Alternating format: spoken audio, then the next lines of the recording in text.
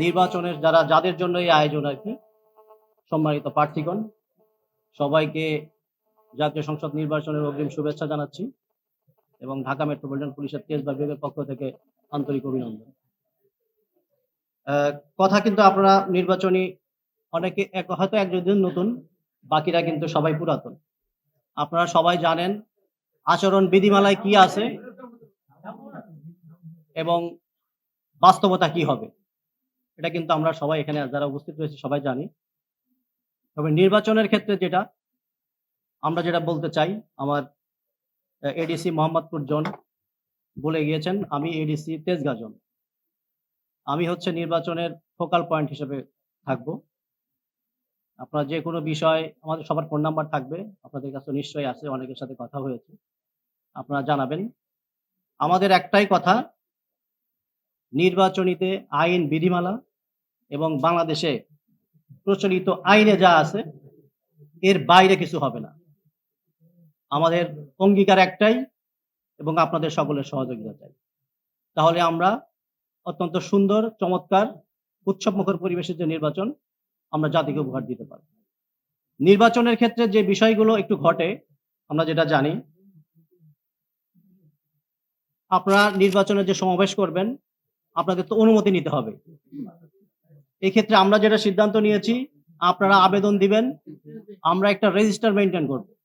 এক্ষেত্রে দেখা যায় যেটা হয়, কে আগে দিল কে পরে দিল, একই জায়গায় সমাবেশ করবে, এখানে একটা সমস্যা হয়। আমরা চাই আপনারা সবাই প্রবীণ রাজনীতিবিদ, আপনারা বিষয়গুলো খুব সুন্দরভাবে নিজেদের মধ্যে সমঝোতা করবেন এবং যথাযথ কর্তৃপক্ষের মাধ্যমে আপনারা আবেদন দিবেন।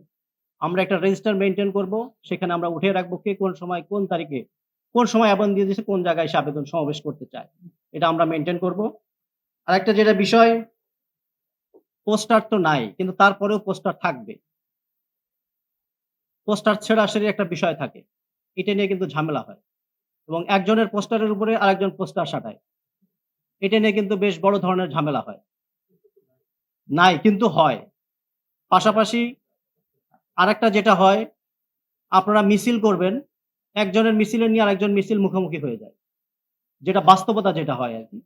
এবং আপনারা মিছিল নিয়ে যাবেন, পাশ দিয়ে যাওয়ার সময় আরেকজন মিছিলে কটূক্তি করেন, এটা নিয়ে কিন্তু আইন শৃঙ্খলা পরিস্থিতি অবনতি হয়।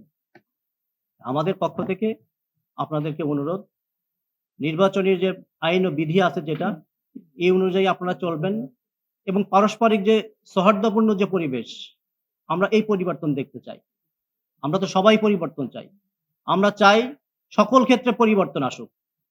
জনগণ যাকে চাবে, যার জনপ্রিয়তা যেরকম, যে ভোটে নির্বাচিত হবে সেই জাতীয় সংসদে প্রতিনিধিত্ব করুক, এটা আমাদের সকলেরই চাওয়া।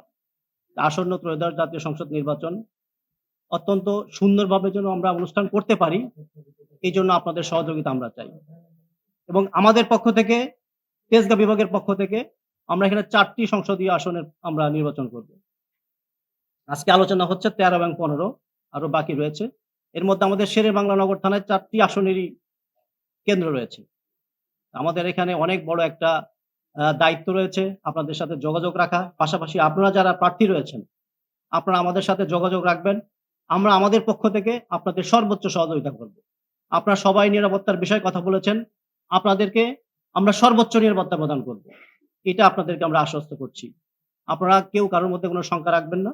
আমরা চাই নির্বাচন যেন অত্যন্ত সুন্দরভাবে হয় এবং একটা সুন্দরভাবে জাতীয় সংসদ গঠন হবে, আমরা এই প্রত্যাশা করি। সকলকে আবারও অগ্রিম শুভেচ্ছা জানিয়ে আমার বক্তব্য শেষ করছি। ধন্যবাদ সবাইকে।